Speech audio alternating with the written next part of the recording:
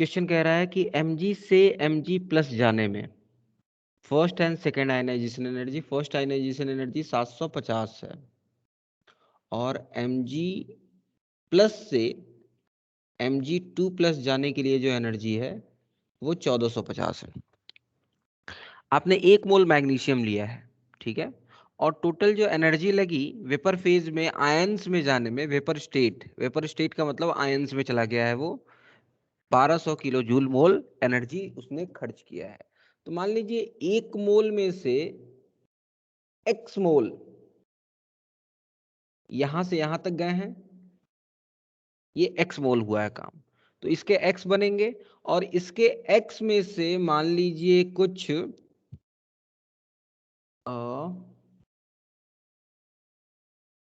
y खर्च हुए हैं, यानी कि समझ रहे हैं बात को? फिर से समझिएगा जरा, फिर से समझिएगा, अच्छा क्वेश्चन है। 1 मोल मैग्नीशियम था, 1 मोल मैग्नीशियम था, 1 मोल मैग्नीशियम में से मान लीजिए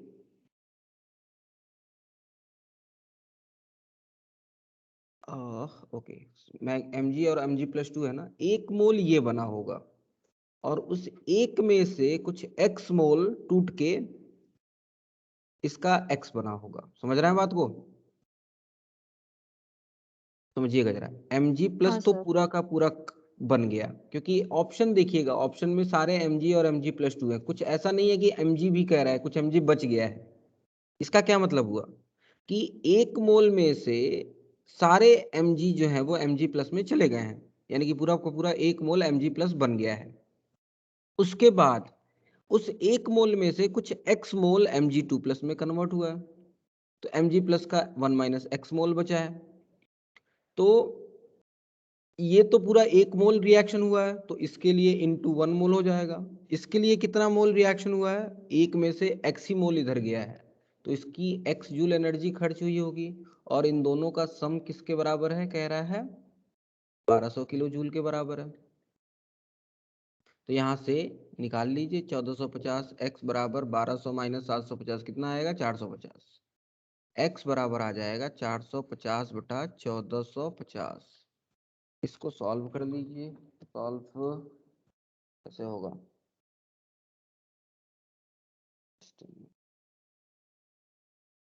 450 डिवाइड बाई 1450, 0.31, ये 0.31 आ गया, यानी कि 31% करीब करीब। समझ रहे हैं? 100% Mg प्लस बना होगा, 100 में से 31% Mg+2 में चला गया होगा, यानी कि 31% Mg प्लस बना है।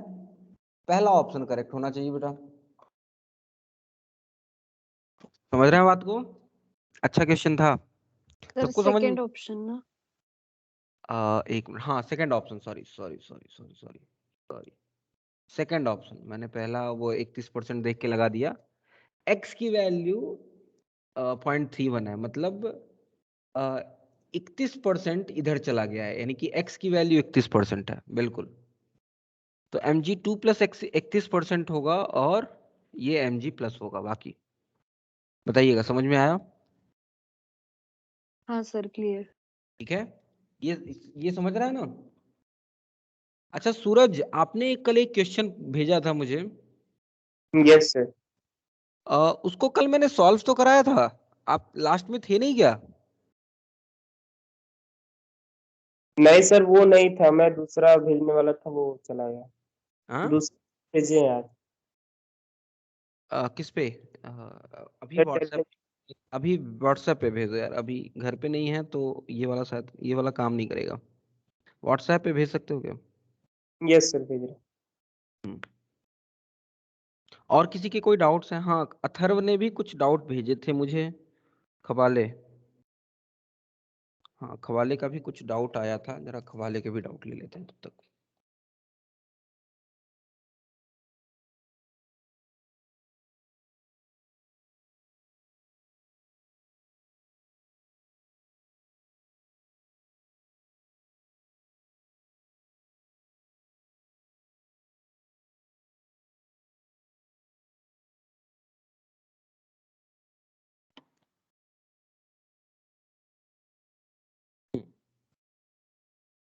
ये वाला क्वेश्चन जरा देखिए तो, कहाँ से है अथर्व? नरेंद्र का ही है क्या? कवाले है कि नहीं? कवाले नहीं है लग रहा है। कवाले नहीं है। ओके, जरा ये क्वेश्चन देख लीजिए। 36 ml of pure water takes 100 second to evaporate from a vessel and heater connected to an electric source which delivers इतना वॉट। इतना वॉट का क्या मतलब हुआ? इतना जूल पर सेकंड क्यों? बताइएगा जरा। अच्छा क्वेश्चन है ये। वॉट याद है ना? 9th-10th में वॉट के बारे में पढ़ा होगा। Yes sir. तो इतने वॉट का 806 वॉट का क्या मतलब है? 806 जूल पर सेकंड। एक सेकंड में 806 जूल आपने दे दिया। और कह रहा है 36 ml प्योर वाटर, यानी कि 2 मोल वाटर है। 2 मोल वाटर के लिए आपने 100 सेकंड तक पर सेकंड 806 जूल खर्च किया। तो यानी कि 2 मोल के लिए आपने टोटल एनर्जी कितनी दे दी? 80600, यानी कि ये आ जाएगा 80.6 किलो जूल फॉर 2 मोल। तो 1 मोल के लिए इसकी वैल्यू क्या होगी? For 1 mole it would be 40.3 kilo joule पर मोल।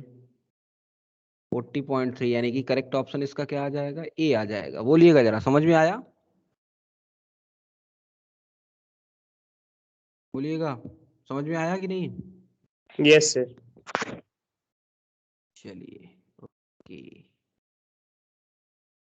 ओके। एक और इनके डाउट्स थे, मैं ले लेता हूँ, वो देख लेंगे आई थिंक। रिकॉर्डेड लेक्चर देख लेंगे अगर यहाँ से नहीं देख। चलिए,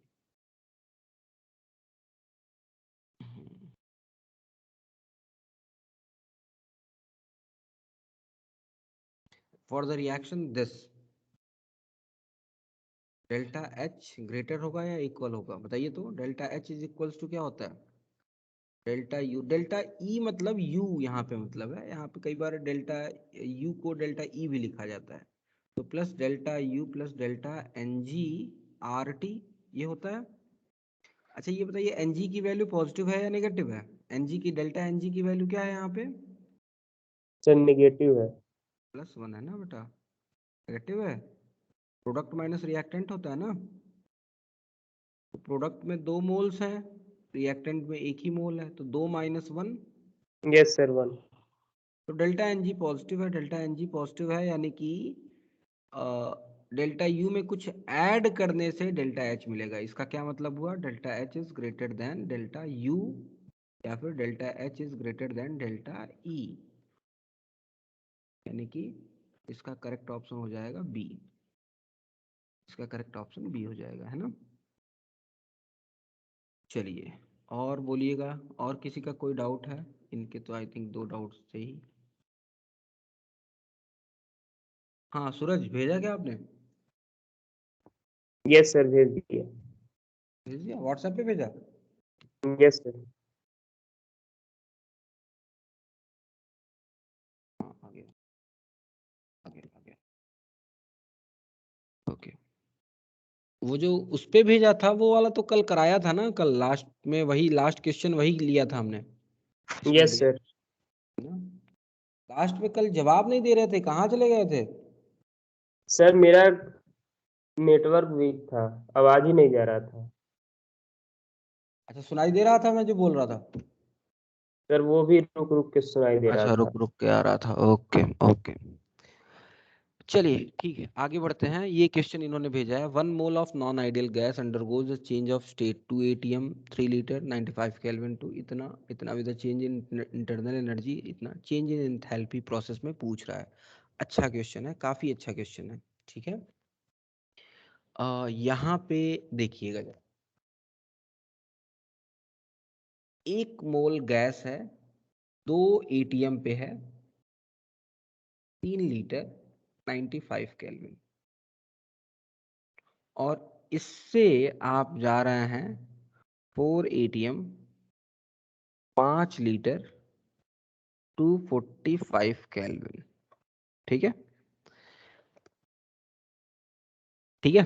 अच्छा, अब आप यहाँ पे देख रहे हैं कि यार टेम्परेचर भी चेंज हो रहा है, प्रेशर भी चेंज हो रहा है, वॉल्यूम भी चेंज हो रहा है, कैसे करें? तो कॉन्सेप्ट यहाँ पे इस तरह के क्वेश्चंस को करने का है। बहुत अच्छा क्वेश्चन है, बहुत अच्छा क्वेश्चन है।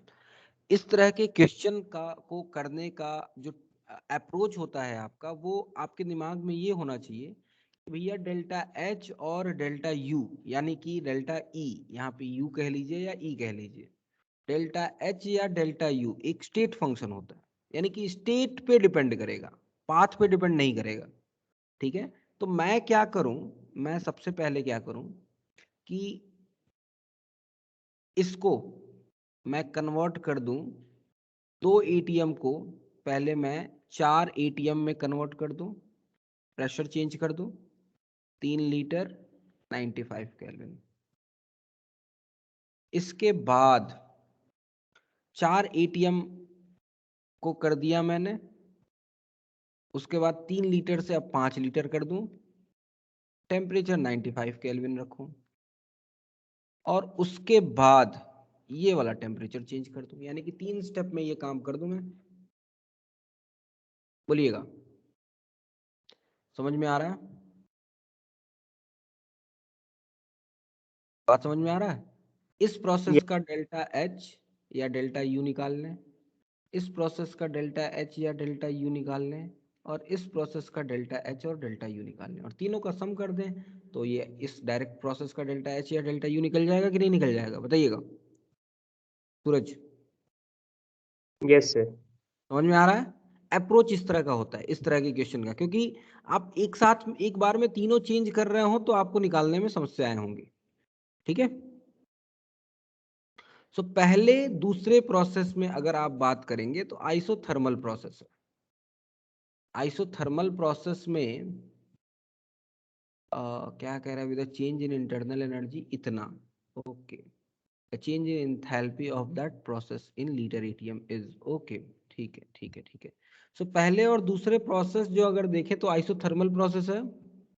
आइसोथर्मल प्रोसेस में डेल्टा एच या डेल्टा यू क्या होगा? 0 होगा। क्यों? है कि नहीं? Yes sir. ठीक है, यहां तक सबको समझ में आ रहा है कि नहीं? अरबाज, अरबाज, हाँ सर। हाँ समझ में आ रहा है बेटा? हाँ सर। Good good. तन्वी, ठीक है सब समझ में आ रहा है? हाँ सर। ओके, हाँ वैष्णवी, सर। Yes sir. समझ में आ रहा है? हाँ सर। ठीक है, सायली, यस सर। समझ में आ रहा है बेटा ये जो किया है हमने अभी? हाँ सर।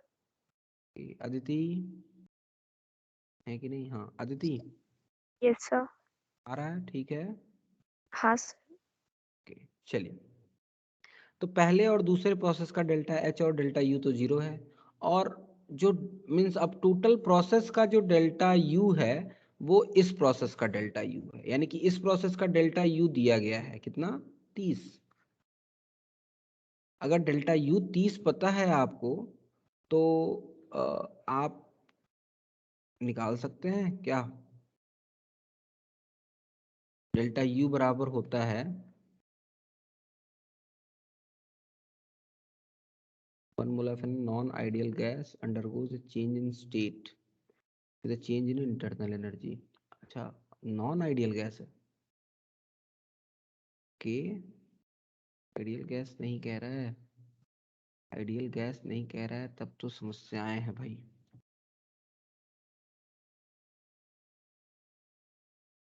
नॉन आइडियल कह रहा है ये तो कि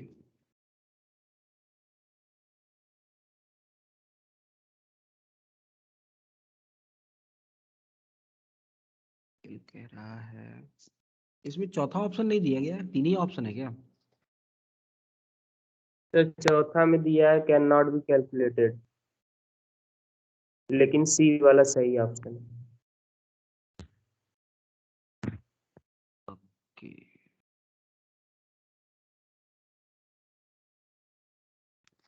1 mole of non-ideal gas undergoes change in state of ATM 3 liter 95 Kelvin to 4 ATM 5 liter 45 Kelvin with the change in internal energy. Change in enthalpy. अच्छा चलिए देखते हैं डेल्टा ये, लेकिन ये जो फॉर्मूला जो हमने पढ़ा है ना NCV DT या डेल्टा टी, ये आइडियल के लिए होता है। जो भी फॉर्मूला होता है वो सब कुछ आइडियल के लिए होता है। सब कुछ नॉन आइडियल वाला फॉर्मूला तो बड़ा कॉम्प्लेक्स सा फॉर्मूला होता है, याद नहीं है मुझे। जस्ट अ मिनट, देखते हैं जरा, सोचते हैं। Change in enthalpy of process in litre atm. Delta H ही निकालना है ना? हाँ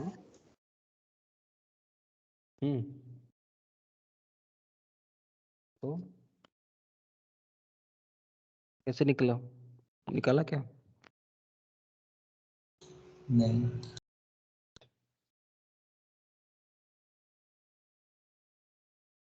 to ATM 3 litre 95 kelvin to 4 ATM 5 litre 45 kelvin.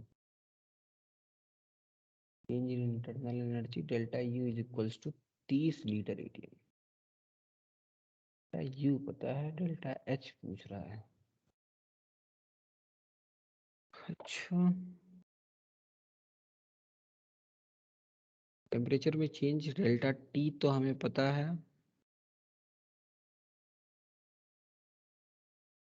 1 मोल, तो एन भी पता है। अच्छा करते हैं, जरा करते हैं। 1 CV डेल्टा यू 30 है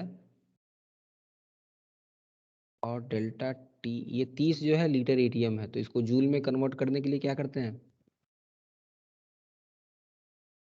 क्या करते हैं? लीटर एटीएम को जूल में कन्वर्ट करने के लिए। चलिए ठीक है, रहने देते हैं। नहीं यार, हाँ ठीक है, छोड़ दीजिए, कोई समस्या नहीं है। वो आर की वैल्यू लीटर एटीएम वाली रख देंगे। डेल्टा टी जो दिया गया है यहाँ पे 95 से 245 यानी कि 150 है 150। तो CV इज इक्वल्स टू आ जाएगा 30 डिवाइड बाई 150 यानी कि 1/5।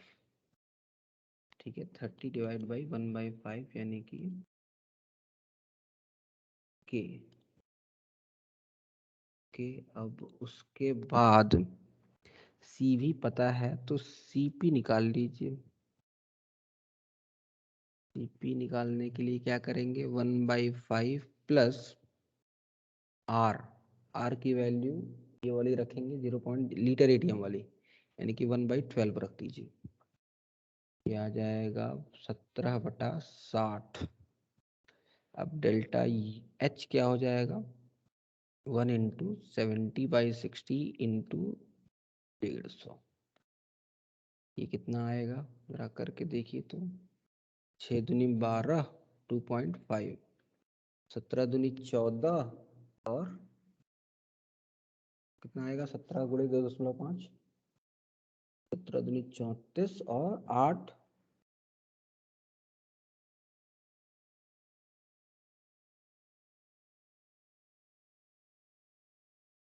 17 × 2.5, ये 43 के आसपास आ रहा है, 42.5 अप्रोक्सीमेटली। अच्छा, सारे आंसर बड़े क्लोज हैं। डेल्टा एच का जो फॉर्मूला होता है delta U plus P delta we, उसको अगर लगाए तो। अच्छा, ये भी सही कह रहे हैं भाई। क्योंकि सर दिया हुआ है। प्रेशर नॉन आइडियल इक्वेशन के लिए प्रेशर का एक वाइड रेंज होता है ना, तो प्रेशर का भी चेंज हमें वहां पे लेना पड़ेगा। हाँ, प्रेशर का भी चेंज लेना पड़ता है, सही कह रहे हैं। Delta H is equal to delta U plus pressure का भी difference means delta PV. Actually delta H बराबर delta U plus delta PV होता है। हाँ सर वही। तो डेल्टा यू 30 है प्लस डेल्टा पीवी को P2 V2 minus P1 V1 लिख दे क्या? हाँ sir. P2 V2 P2 V2 पांचों को 20 माइनस 6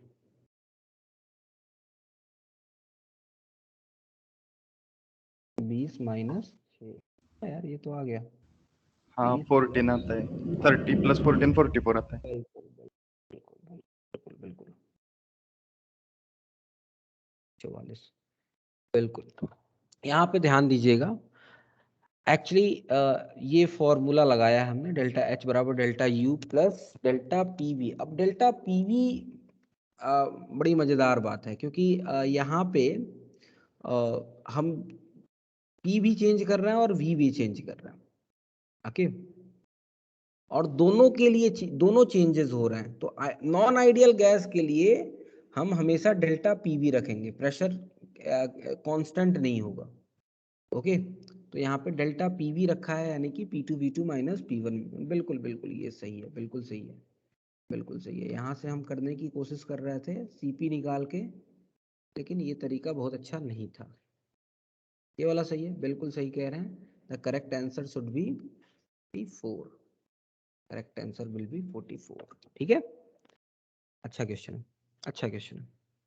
हालांकि इस तरह से भी चल सकते हैं हम लोग, ठीक है, लेकिन ठीक है। अच्छा, एक और डाउट आया है अभी हमारे पास अरबाज का, अरबाज का डाउट आया है मेरे पास, एंथैल्पी ऑफ न्यूट्रलाइजेशन। कबाले आपके भी डाउट मैंने लिए थे, आप शायद थे नहीं।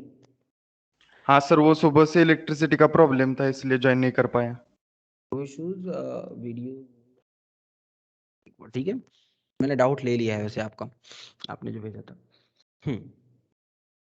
नेक्स्ट क्वेश्चन कह रहा है enthalpy of neutralisation of H3PO3 acid. पहली बात तो ये H3PO3 एक डाई बेसिक एसिड होता है, ये पता होना चाहिए आपको। इज इतना kilojoule per mole using NaOH। If enthalpy of neutralisation of HCl by NaOH is इतना, calculate delta H ionization of H3PO4 into ion. तो ये डाई बेसिक एसिड होता है बेटा, ठीक है। डाई बेसिक एसिड के लिए वैल्यू जो होनी चाहिए कितनी होनी चाहिए, -55.84 इतन इंटू 2। भाई अगर 2 मोल अगर हैं तो इतना एनर्जी रिलीज होनी चाहिए थी, लेकिन रिलीज कितनी हुई है 106.68 किलो जूल माइनस में। तो डिफरेंस ले लीजिए, ये डिफरेंस बताएगा आपको कि कितनी एनर्जी एक्स्ट्रा एनर्जी देनी पड़ी है आयनाइज करने के लिए। ये आ जाएगा -106.68 प्लस चौको 8 2 8 16 2 5 10 1 11 का 1 कैरी 1 2 5 10 1 11 तो 6 से कट जा रहा है, 5 किलो जूल पर मोल आ रहा है। लेकिन 5 किलो जूल पर मोल आई थिंक आंसर नहीं होना चाहिए। रीजन, H3PO4 एक डाई बेसिक एसिड है, तो यहाँ पे 2 बार H+ निकल रहा है, तो 2 H+ निकलने के लिए 5 किलो जूल पर मोल है।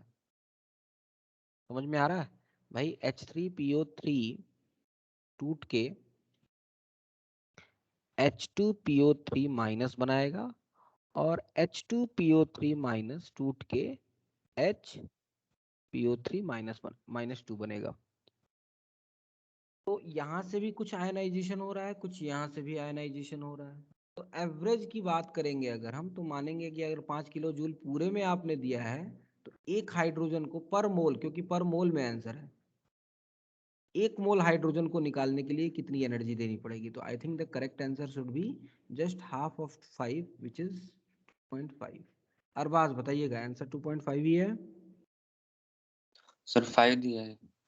5 दिया गया है डेल्टा H। अच्छा ओके, 1 मोल H+ को निकालने के लिए H3PO4 की बात कर रहा है वो, तो आई थिंक पूरे सारे H+ को मिला के बात कर रहा हो, यानी कि पूरे H3PO4 की बात कर रहा है इनटू इट्स आयंस, पर H+ की बात नहीं कर रहा है, समझ रहे हैं? तो पूरे H3PO4 के लिए 5 किलो जूल ही हो जाना चाहिए, लेकिन अगर पर हाइड्रोजन आयन की बात करें तो वो 2.5 आ जाना चाहिए था।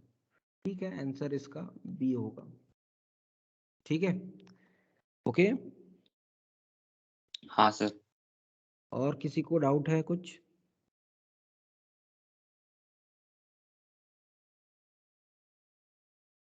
और किसी को, किसी के पास कोई डाउट तो नहीं आया है मेरे पास। और किसी ने भेजा था क्या कोई डाउट? किसी को है कुछ पूछना है? बोलिएगा। नहीं सर, सब क्लियर है। ठीक है, ओके। क्वेश्चन लग रहे हैं? क्वेश्चन लग रहा है कि नहीं लग रहा है? हाँ सर, लग रहे। चलिए फिर हम आगे बात कर सकते हैं। आगे हम बात कर सकते हैं। हम यहाँ तक हमने बात की थी, इंथैल्पी ऑफ न्यूट्रलाइजेशन की बात की थी। आज हमें बॉन्ड इंथैल्पी की बात करनी है। ठीक है, आज हमें बॉन्ड इंथैल्पी की बात करनी है। लेकिन बॉन्ड इंथैल्पी की बात करने से पहले कुछ कुछ बातें करनी है हमें। कुछ कुछ तरह के इंथैल्पी के छोटे छोटे इंथैल्पी ऑफ चेंज और जस्ट बिल्कुल हमें उनके डेफिनेशन जाने हैं। डेफिनेशन इसलिए जानने हैं क्योंकि आगे हमें उनकी जरूरत पड़ सकती है। आई बात समझ में? आगे हमें इनकी जरूरत पड़ सकती है, तो ये हमें समझना है। एक पहला जो है इसमें, that is known as enthalpy of transition. Transition क्या होता है? एक फॉर्म से दूसरे फॉर्म में जाने में। जैसे कार्बन है, कार्बन ग्रेफाइट में है, उसको डायमंड में ले जाना है, तो कार्बन ग्रेफाइट से कार्बन डायमंड में कन्वर्ट करने में, ठीक है, जितनी एनर्जी देनी पड़ेगी या एब्जॉर्ब होगी, that is known as enthalpy of transition या फेज ट्रांजिशन कह लीजिए। इंथैल्पी ऑफ ट्रांजिशन या फेज ट्रांजिशन कुछ भी कह लीजिए। ठीक है, so next is enthalpy of transition. Enthalpy of transition क्या होता है? Enthalpy of transition, enthalpy of transition is defined as enthalpy change when one mole of an allotropic form changes to another। ठीक है, one mole of an allotropic form changes to another। ठीक है, it is defined as enthalpy change when one mole of an allotropic form changes to another। एक form से दूसरे form में जाने में, ठीक है, जो इंथैल्पी चेंज होता है उसको हम कहते हैं enthalpy of neutralisation. For example अगर हम कार्बन ग्रेफाइट की बात करें, तो कार्बन ग्रेफाइट से कार्बन आप डायमंड में ले जा रहे हैं, तो जो भी इंथैल्पी होगी उसको हम क्या कहेंगे? Enthalpy of transition. जैसे white phosphorus, phosphorus white phosphorus, white phosphorus को आप रेड फॉस्फोरस में कन्वर्ट कर रहे हैं। एलोट्रॉप्स होते हैं फॉस्फोरस के, कई फॉर्म में पाया जाता है। ठीक है, कई बार H2 मॉलिक्यूल को एसिड में कन्वर्ट कर रहे हैं। तो जो भी इंथैल्पी ऑफ ये होगा उसको स्टैंडर्ड इंथैल्पी ऑफ ट्रांजिशन कहते हैं। डेल्टा H नॉट S से डिनोट करेंगे। समझ में आई बात यहाँ तक? बोलिएगा जरा, कोई कंफ्यूजन? कोई कंफ्यूजन है किसी को?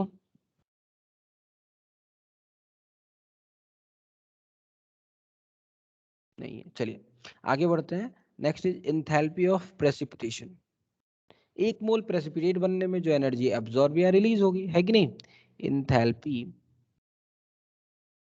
Of precipitation, enthalpy of precipitation. ठीक है, तो enthalpy change during formation of one mole of precipitate. Enthalpy change during formation of one mole of precipitate. एक मोल प्रेसिपिटेट बनने में जो इंथैल्पी चेंज होती है उसको हम कहेंगे इंथैल्पी ऑफ प्रेसिपिटेशन। जैसे AgNO3 का रिएक्शन आपने NaCl से करा दिया और क्या बन गया, AgCl का बड़ा सुंदर वाइट सा प्रेसिपिटेट आ गया, NaNO3 बन गया। तो जो भी इसका इंथैल्पी चेंज होगा डेल्टा H नॉट PPT कह देते हैं इसको, standard enthalpy of precipitation. Is it clear? बोलिएगा जरा, ठीक है? कोई कंफ्यूजन? एक मोल इंथैल्पी, एक मोल प्रेसिपिटेट बनने में जो एनर्जी एब्जॉर्ब या रिलीज होगी, that is known as enthalpy of precipitation.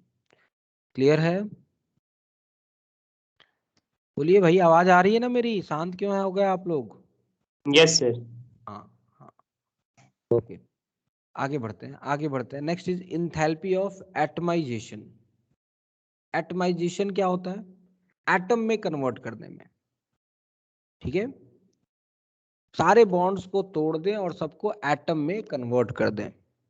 सारे बॉन्ड, जैसे मान लीजिए H2O है, तो H2O में आप जानते हैं H2O में कितने बॉन्ड हैं? 2 OH बॉन्ड हैं, है ना?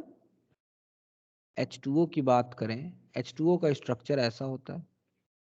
अगर हम इन दोनों बॉन्ड्स को ब्रेक कर दें तो क्या होगा?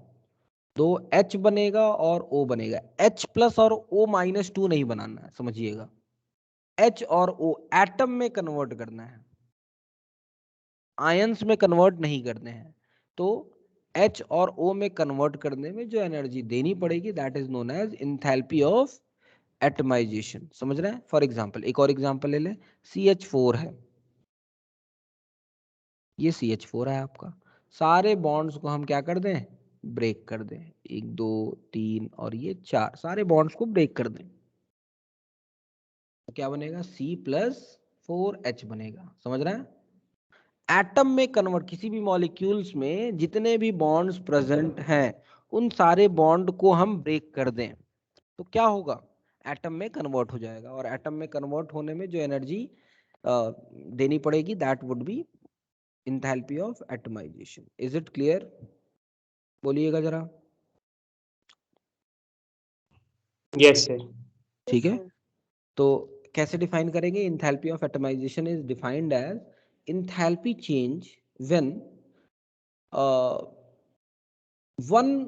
all the bonds will be breaked, या फिर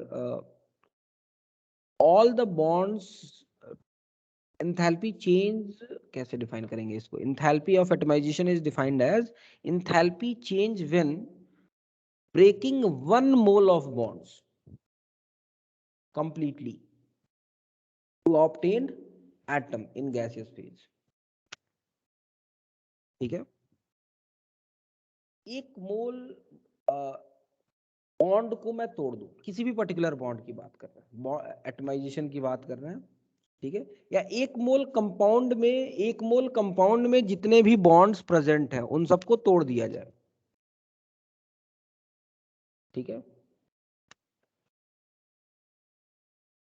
लिखते हैं, डिफाइन करते हैं। Enthalpy of atomization, enthalpy of atomisation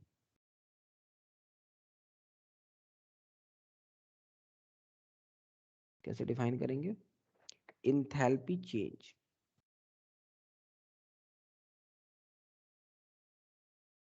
ठीक है,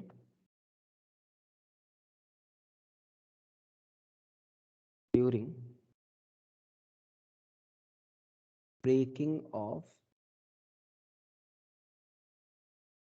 all bond present in 1 mole of a compound।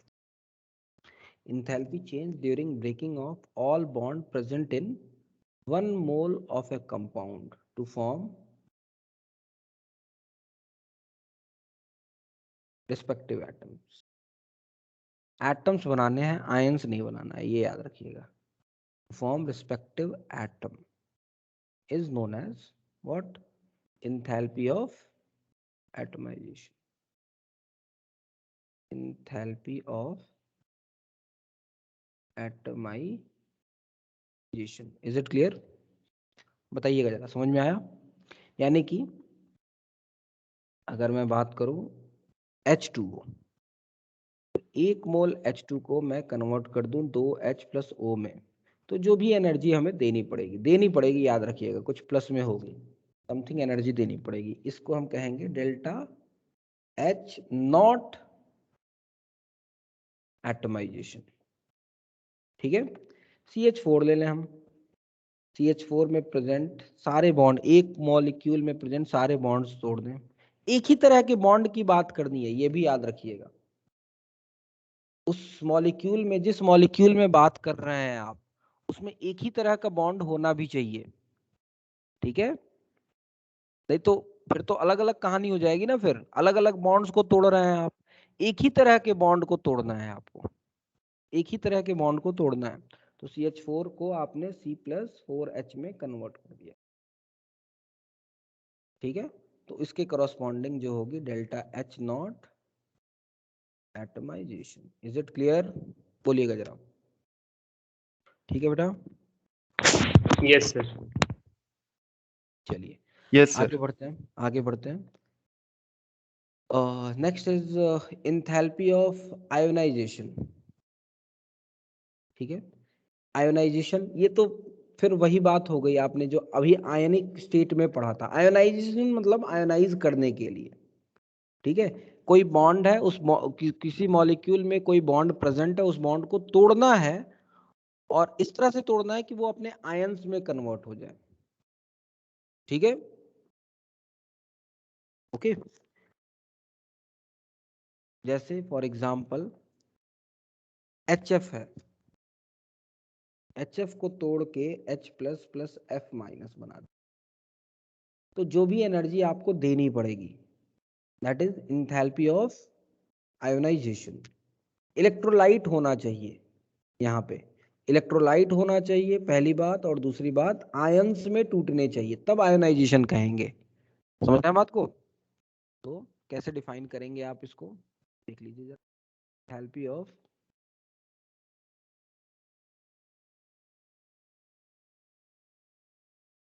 Ionisation, enthalpy of ionization. ठीक है, enthalpy change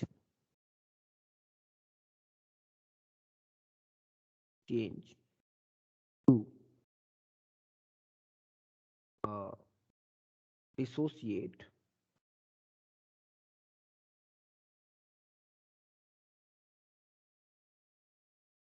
one mole of an electrolyte into its respective ions। अपने रेस्पेक्टिव आयंस में आप dissociate कर रहे हैं। ओके,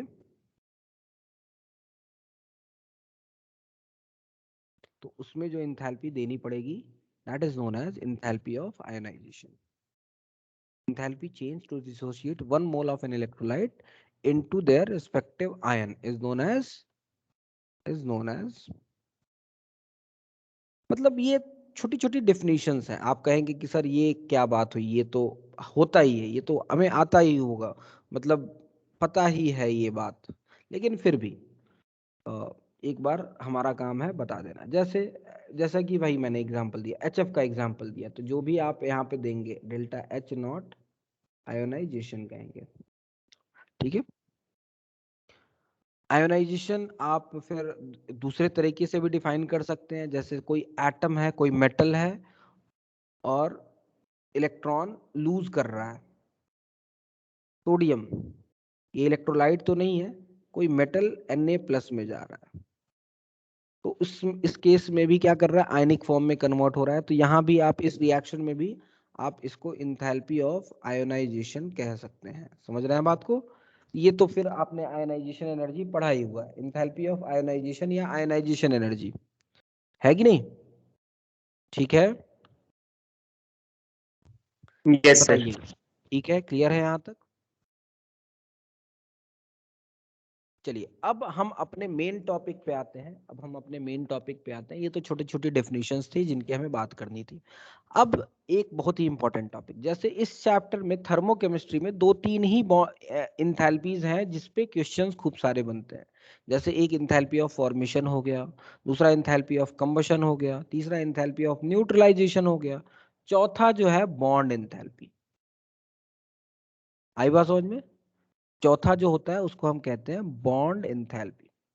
ठीक है, अच्छा, दो चीजें होती हैं, एक बॉन्ड इंथैल्पी होती है और एक बॉन्ड डिसोसिएशन इंथैल्पी होती है।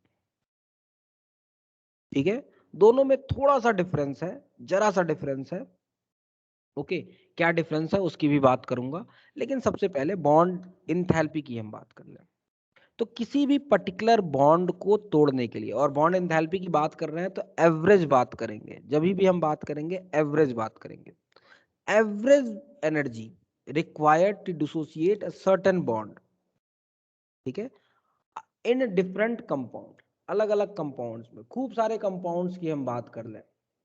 जैसे मान लीजिए हमने ले लिया CH4 ले लिया, CH4 ले लिया, C2H6 ले लिया, C3H7 ले लिया, ठीक है, और C3H8 ले लिया मैंने, ठीक है, और ऐसे खूब सारे हाइड्रोकार्बन ले लिए। अब आप देखेंगे यहाँ पे या तो कार्बन कार्बन बॉन्ड है या कार्बन हाइड्रोजन बॉन्ड है। कार्बन हाइड्रोजन बॉन्ड को मैंने सब में तोड़ना शुरू किया, C+4H कन्वर्ट कर दिया मैंने, इसमें C2+6H कन्वर्ट कर दिया, इसमें C3+8H कन्वर्ट कर दिया। यानी कि यहाँ पे 8 मैंने CH बॉन्ड तोड़ दिए, यहाँ पे 6 CH बॉन्ड तोड़ दिए, यहाँ पे 4 CH बॉन्ड तोड़ दिए, यहाँ पे 4 तोड़े हैं, यहाँ पे 6 तोड़े हैं, यहाँ पे 8 तोड़े हैं।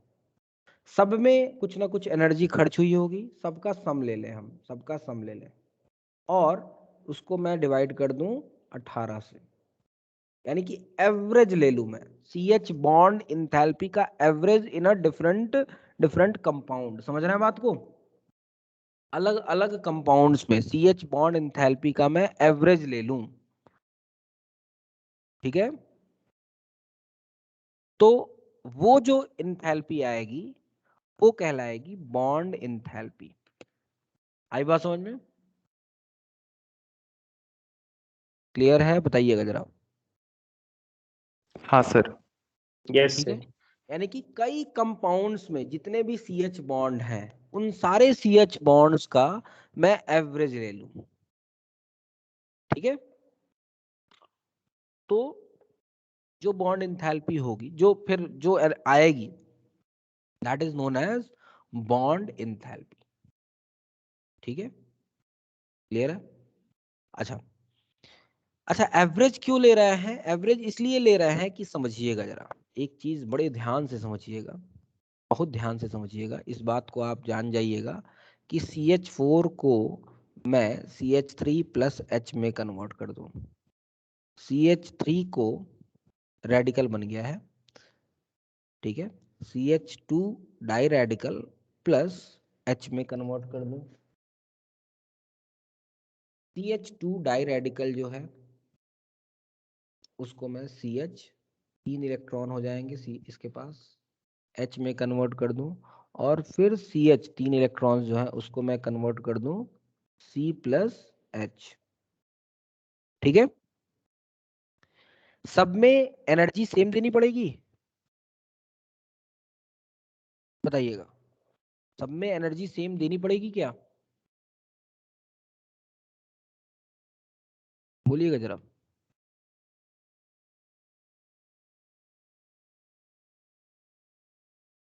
सब में एनर्जी सेम देनी पड़ेगी? नहीं, सब में एनर्जी सेम देनी नहीं पड़ेगी हमें। CH4 एक स्टेबल मॉलिक्यूल है, उससे अगर हाइड्रोजन को तोड़ रहे हैं तो डिफरेंट एनर्जी देनी पड़ेगी रेदर देन अगर CH3 से एक तोड़ रहे हैं आप। तो समझ रहे हैं बात को? और इनफैक्ट डेटा की मैं बात करूं तो डेटा होता है पहले वाले का 427, दूसरे वाले का करीब करीब 439, दूसरे वाले का 439 होता है, तीसरे वाले का 452 और चौथे वाले का 347 किलो जूल पर मोल। ये सब किलो जूल पर मोल में, समझ में आ रही है बात? सब किलो जूल पर मोल में है। बताइए जरा, ठीक है? Okay, okay sir. ये बात समझ में आ रही है ना? सब में अलग अलग एनर्जी क्यों देनी पड़ेगी? भाई सारे प्रोसेसेस सेम नहीं है, सारे रिएक्शंस, भले ही आप CH बॉन्ड को हर बार उसी CH बॉन्ड को तोड़ रहे हैं, लेकिन प्रोसेस सेम नहीं है, रिएक्शन सेम नहीं है। स्टार्टिंग स्पीसीज आपका डिफरेंट हो गया, और अगर स्टार्टिंग स्पीसीज डिफरेंट है, उसका एनर्जी लेवल डिफरेंट है। एनर्जी लेवल डिफरेंट होने की वजह से फिर तोड़ने में आपको हो सकता है और दिक्कत आए या और जल्दी टूट जाए, है कि नहीं? तो किसी भी मॉलिक्यूल में चारों बॉन्ड की बॉन्ड एनर्जी आप सेम कहते हैं, सेम होती है, बिल्कुल सेम होती है, लेकिन कोई भी चारों में से कोई भी पहले तोड़े तो सेम होगी। मतलब कहने का मतलब ये है CH4 में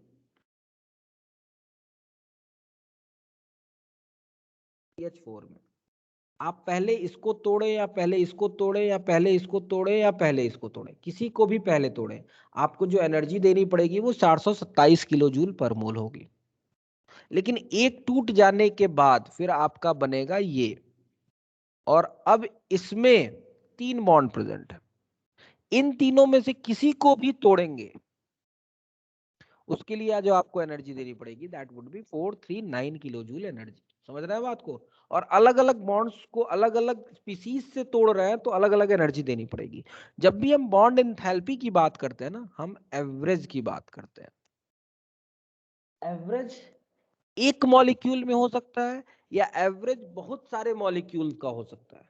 अगर वो एवरेज बहुत सारे मॉलिक्यूल्स का है तो वो बॉन्ड एंथैल्पी कहलाएगा।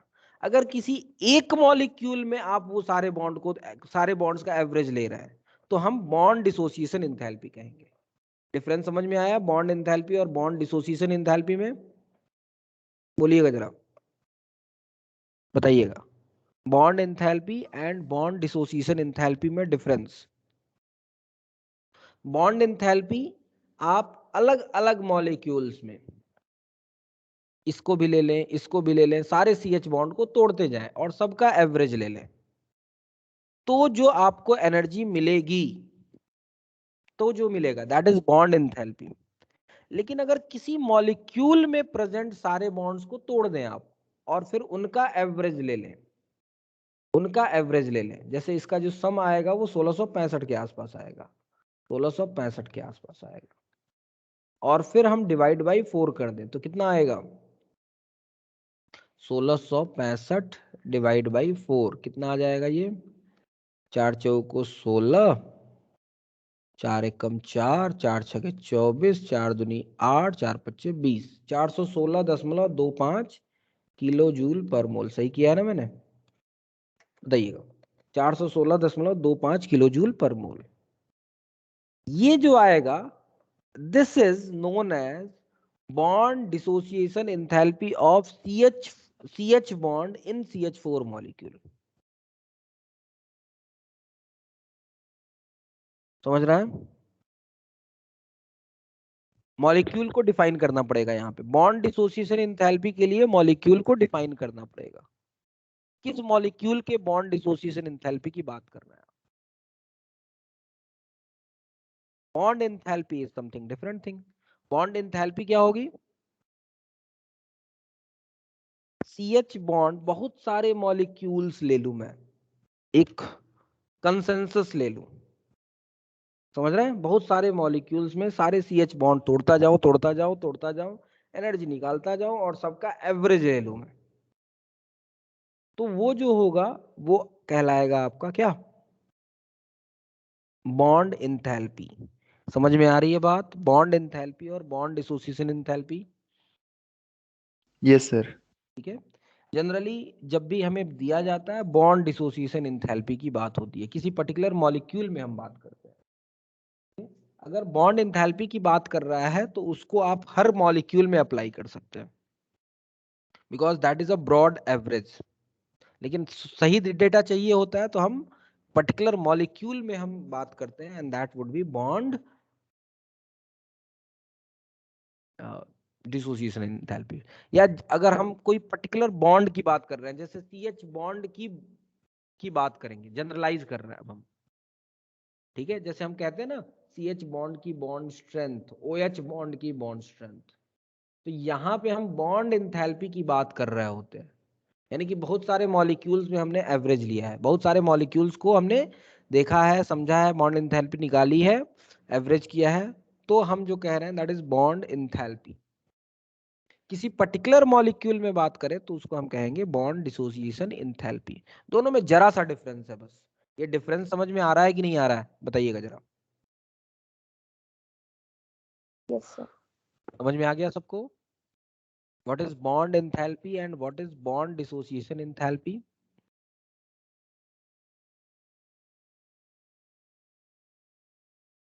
ठीक है। हाँ सर ठीक है। अगर डाई एटमिक मॉलिक्यूल है, अगर डाई एटमिक मॉलिक्यूल है तो उस केस में बॉन्ड एंथैल्पी और बॉन्ड डिसोसिएशन एंथैल्पी ये क्या हो जाएगी, सेम हो जाएगी। यानी कि HH बॉन्ड की बॉन्ड एंथैल्पी कहें या HH बॉन्ड की बॉन्ड डिसोसिएशन एंथैल्पी कहें, बात तो एक ही हुआ ना? क्यों भाई, बताइएगा, एक ही बात हुआ कि नहीं हुआ? भाई H2 तो कहीं से भी H2 ले लें आप, वो H2 ही रहेगा ना। लेकिन अगर CH बॉन्ड की बात करेंगे तो CH बॉन्ड तो अलग अलग मॉलिक्यूल्स में अलग अलग तरीके से एग्जिस्ट कर सकते हैं, है कि नहीं? Yes sir. तो डाई एटमिक मॉलिक्यूल के लिए बॉन्ड एंथैल्पी कहें या बॉन्ड डिसोसिएशन एंथैल्पी कहें, that would B same. Okay, clear है? ठीक है, बता दीजिएगा जरा। चलिए जरा डेफिनेशन लिख लें हम इनकी। सबसे पहले हम डेफिनेशन लिखते हैं बॉन्ड एंथैल्पी की। बॉन्ड एंथैल्पी क्या होगा? बॉन्ड एंथैल्पी तो it is defined as bond enthalpy of a given bond is defined as average enthalpy, पहली बात तो average require to dissociate a particular bond, एक particular bond को present in different gaseous compound होना चाहिए, ये बड़ी इंपॉर्टेंट बात है, present in different gaseous compound। और दूसरी बात, उसको एटम में कन्वर्ट करना है, आयन में नहीं करना है। ठीक है, ठीक है, समझ में आई बात? So bond enthalpy,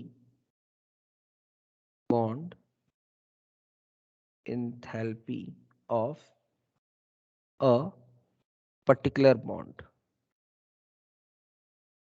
is defined as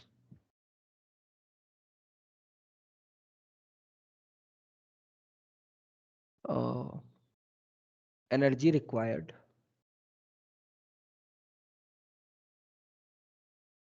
to dissociate that bond in different compound। यहाँ पे एवरेज लिख लीजिए, average energy required to dissociate that bond in different compound in gaseous state। समझ रहे हैं? into respective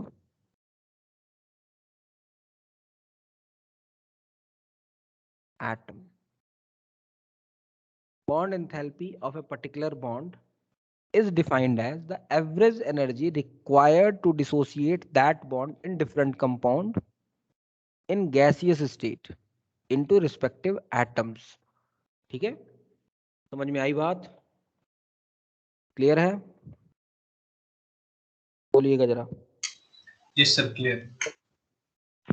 next is bond dissociation enthalpy. Bond next जो है that is bond, बड़ी समस्या वाली बात।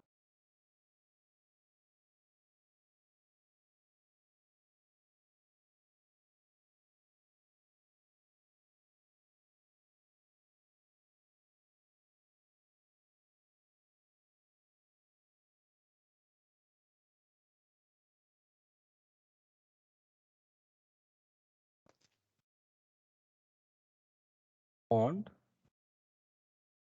Dissociation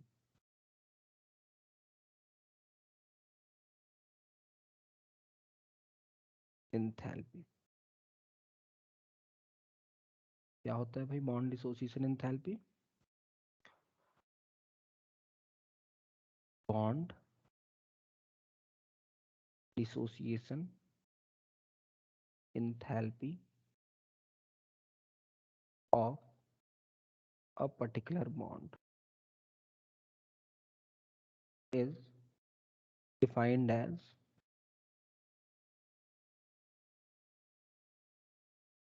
average energy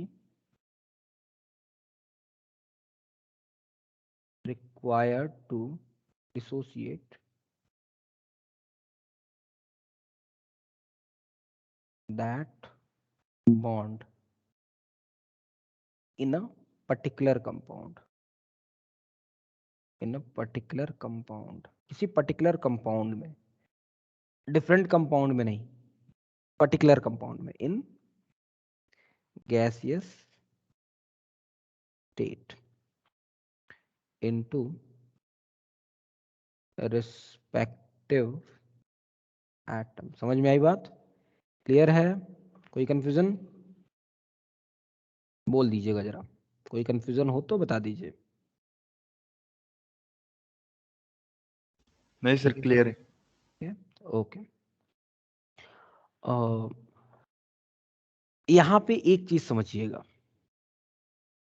bond dissociation enthalpy और बॉन्ड फॉर्मेशन में जो एनर्जी रिलीज होगी वो दोनों सेम होगा, मैग्नीट्यूड सेम होगा। डिफरेंस किस चीज का होगा? साइन का। बॉन्ड डिसोसिएशन एंथैल्पी पॉजिटिव होगी, हमेशा पॉजिटिव होगी, क्योंकि बॉन्ड को तोड़ने के लिए आपको एनर्जी देनी पड़ेगी। सो बॉन्ड डिसोसिएशन एंथैल्पी और bond enthalpy is always positive, ठीक है। लेकिन enthalpy change during bond formation की बात करें, बॉन्ड के फॉर्मेशन में एनर्जी की बात करें, तो क्या होगा? क्या होगा बताइएगा? वो हमेशा नेगेटिव होगा, है कि नहीं? वो हमेशा क्या होगा? नेगेटिव होगा। Is it clear? बताइएगा। ठीक है भाई? Yes sir. अच्छा, आगे की बात करें तो एक बहुत बड़ी इंपॉर्टेंट बात, बहुत इंपॉर्टेंट बात करें तो किसी भी रिएक्शन में, जैसे मान लीजिए हमें एक रिएक्शन करा रहा, सिंपल सा reaction, H2 plus half O2 give H2O, ठीक है। और इस रिएक्शन का डेल्टा H हमें पता करना है क्या होगा, ठीक है। तो इस रिएक्शन में क्या कर रहे हैं आप समझिएगा जरा। HH बॉन्ड को तोड़ रहे हैं 1 मोल, आधा मोल OO बॉन्ड को तोड़ रहे हैं, और 2 मोल आप OH बॉन्ड को बना रहे हैं। यही तो कर रहे हैं ना?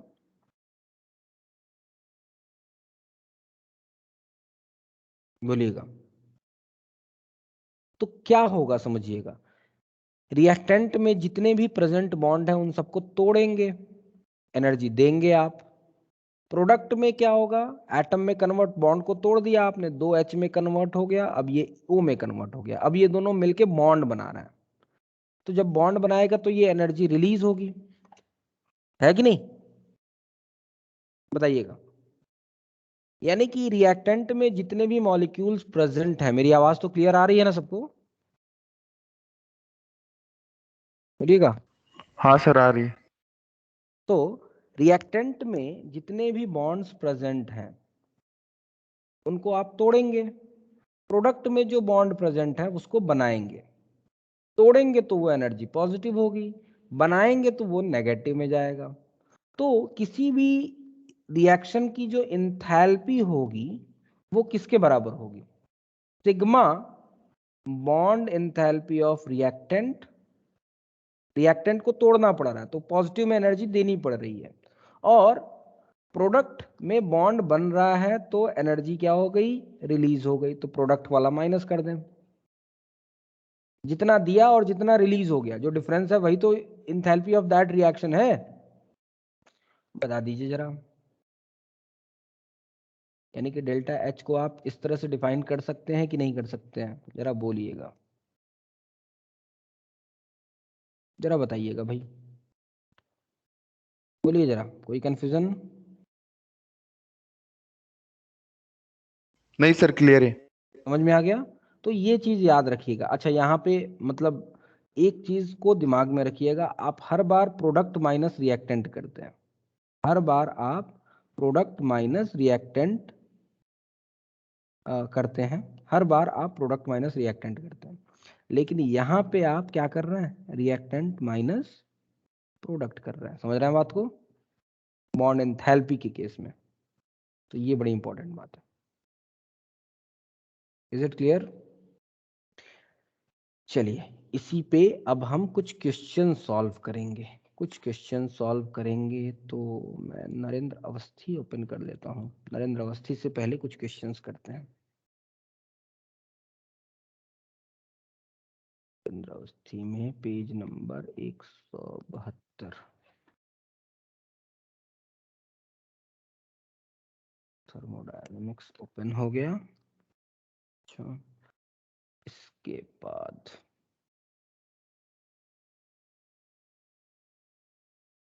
बॉन्ड एंथैल्पी काफी है। बॉन्ड एंथैल्पी वाले थर्मोकेमिस्ट्री इसमें काफी आगे दिया गया है। यानी कि क्वेश्चन नंबर कहाँ से दिया गया है? डेल्टा जी 105 के बाद 106 भी डेल्टा जी वाला है। 108, हाँ 108 से, हालांकि 108 वाला क्वेश्चन शायद ना लगे, हेसलॉ अभी पढ़ा नहीं है आपने, पढ़ा दूंगा। 108 से बाकी आगे के जितने भी क्वेश्चन हैं वो सारे थर्मोकेमिस्ट्री के हैं। ठीक है, सारे थर्मोकेमिस्ट्री के हैं। और बॉन्ड एंथैल्पी के क्वेश्चन भी लेके आता हूं मैं।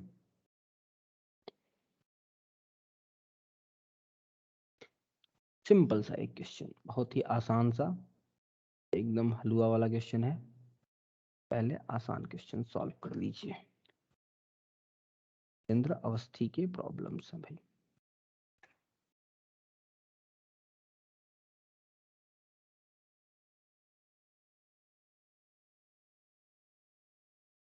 बताइएगा,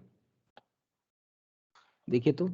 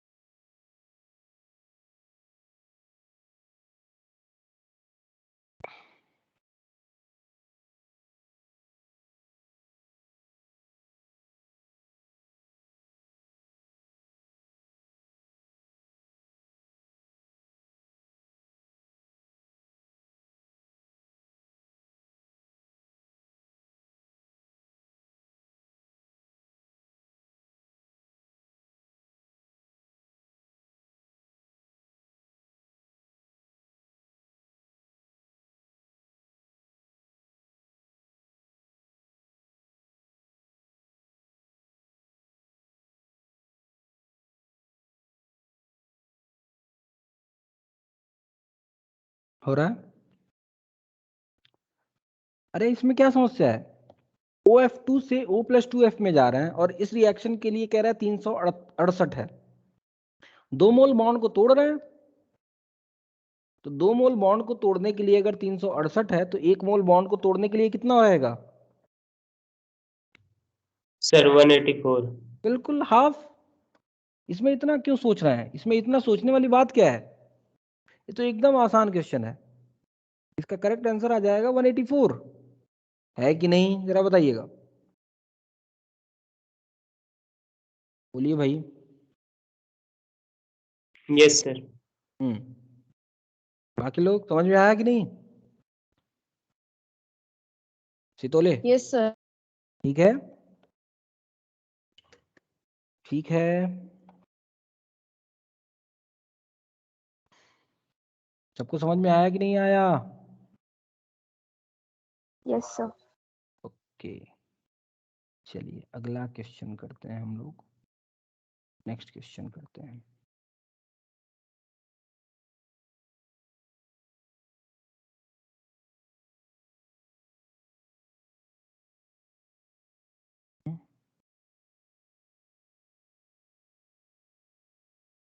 ये वाला जरा क्वेश्चन कीजिए तो देखिए तो क्या कह रहा है 148 वाला।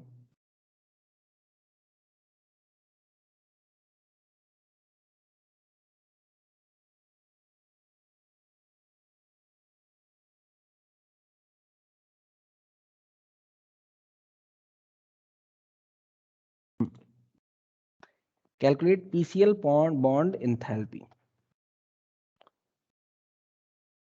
डेल्टा HF ऑफ PCl3 दिया गया है, delta H atomization of 314 and delta HF of Cl दिया गया है। ये बड़ा इंपॉर्टेंट है, बड़ा मजेदार है भाई, थोड़ा सा दिमाग लगाइएगा।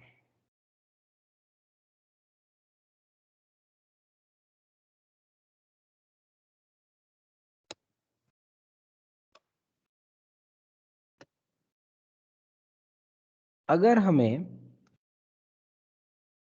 PCl3 गिव P+3Cl, ये अगर हमें पता चल जाए तो जो भी आएगा वैल्यू इसका, उसका बटा 3 कर दें, PCl बॉन्ड की बॉन्ड एंथैल्पी आ जाएगी। बोलिएगा जरा।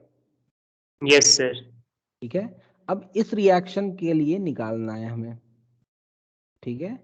और दिया क्या गया है, तो delta H atomization of phosphorus solid, P solid से आप P गैस में जा रहा है। अच्छा, ये गैस में होना चाहिए, ये बड़ी इंपॉर्टेंट बात है, जो बना रहा है वो गैसियस स्टेट में होना चाहिए, उसके लिए 314 है। डेल्टा HF ऑफ Cl यानी कि Cl2 गैस से 2Cl में जा रहा है। ये तो इंथैल्पी ऑफ फॉर्मेशन, सॉरी आधा रखेंगे, 1 मोल क्लोरीन एटम बनाना है, तो यहाँ पे क्या रखेंगे, हाफ Cl2। हाफ Cl2 से Cl में जाने के लिए जो एनर्जी दे रहे हैं 121 दे रहे हैं। और PCl3 का, PCl3 मतलब एंथैल्पी ऑफ फॉर्मेशन, यानी कि फास्फोरस सॉलिड में होता है, क्लोरीन गैस में होता है, और ये PCl3 बन रहा है, 3/2Cl ले लें। तो इसके लिए जो इंथैल्पी है वो है 306। समझ रहे हैं बात को? अब इन तीनों को जोड़ के घटा के ये इक्वेशन बनाना है, और जो भी आ जाएगा उसका डिवाइड बाय 3 कर देंगे तो बॉन्ड एंथैल्पी आ जाएगा। आ जाएगा कि नहीं आ जाएगा, बता दीजिएगा जरा, बोलिए जरा। Yes sir. कीजिए भाई, कीजिए तो बताइए जरा करके, जरा करके बताइए।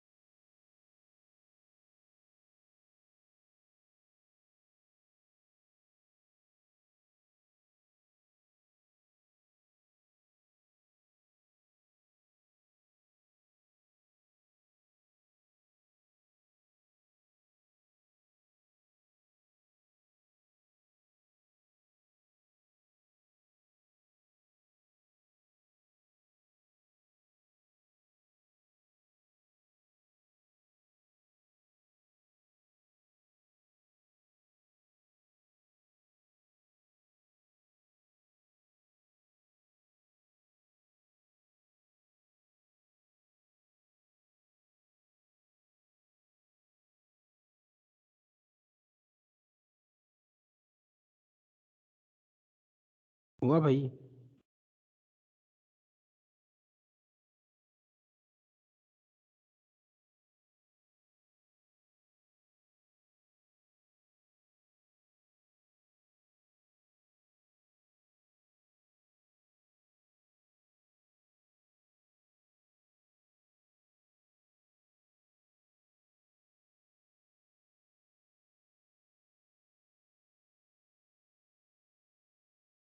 वन 123.6 123.66 आ रहा है।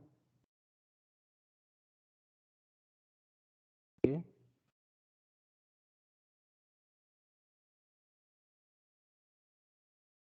और किसी का आया?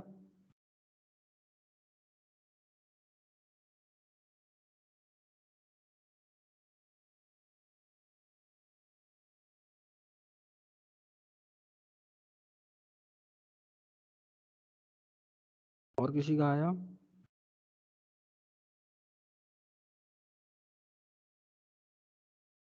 सर 123 वाला आ रहा है। 123। ओके, समझ में आया कि नहीं सबको? करेंगे कैसे?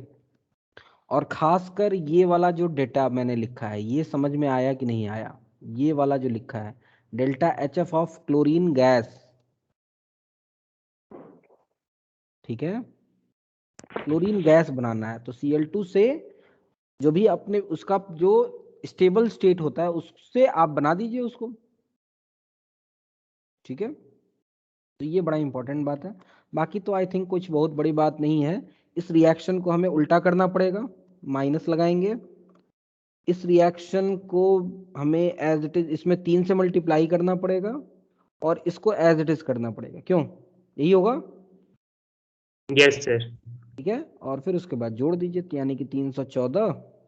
इस रिएक्शन का जो इंथैल्पी होगा 314 माइनस 363, सॉरी प्लस 363 माइनस 306, ये आ जाएगा कितना? 363 में से 363 में से 306 घटाएंगे तो आ जाएगा आपका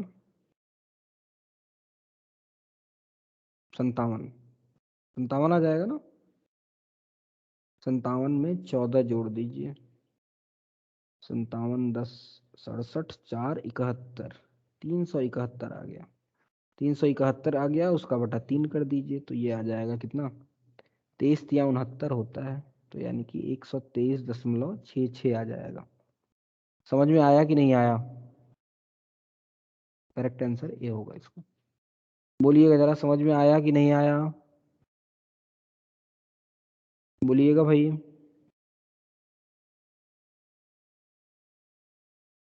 जरा ये वाला 149 वाला क्वेश्चन कीजिए। अरबाज, हाँ सर। समझ में आया? हाँ। सायली, हाँ सर। ठीक है? Yes sir. Aditi, Aditi, yes sir, clear. चलिए ये वाला क्वेश्चन जरा कीजिएगा। ये वाला क्वेश्चन कर दीजिए, आज के लिए इतना ही करते हैं। फिर ये वाला उसका क्वेश्चन कर दीजिए।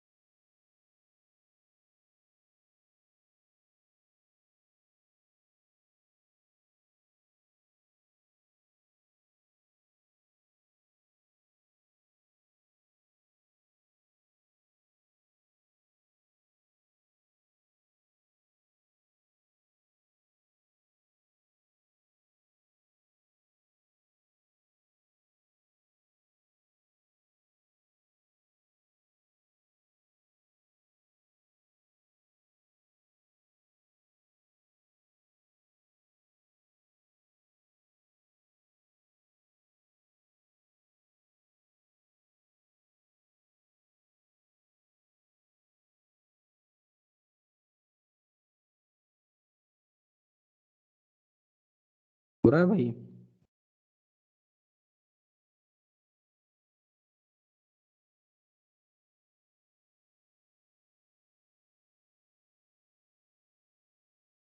बोलिएगा जरा, हो रहा है कि नहीं हो रहा है?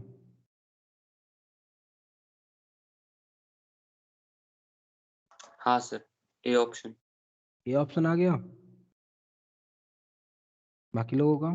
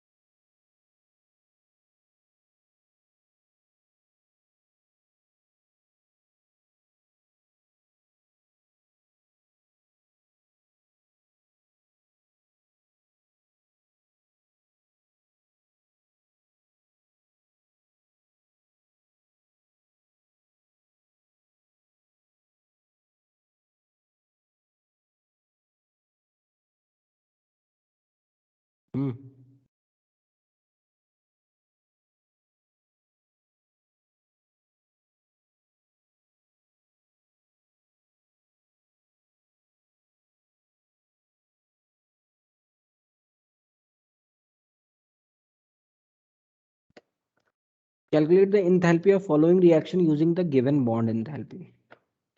तो क्या करेंगे देखिएगा जरा, CH3OH plus HCl give CH3Cl plus H2O।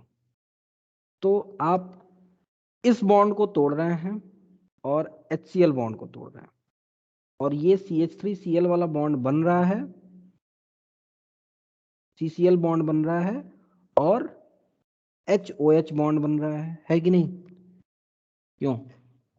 हालांकि पूरे के लिए कर सकते हैं, जितने बॉन्ड्स हैं, यानी कि आप रिएक्टेंट में देखेंगे तो कितने बॉन्ड हैं? 3 CH बॉन्ड है,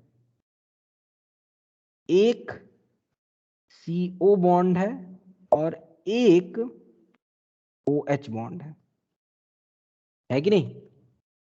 प्लस एक HCl बॉन्ड है। अब रिएक्ट प्रोडक्ट में जाइए तो प्रोडक्ट के लिए -3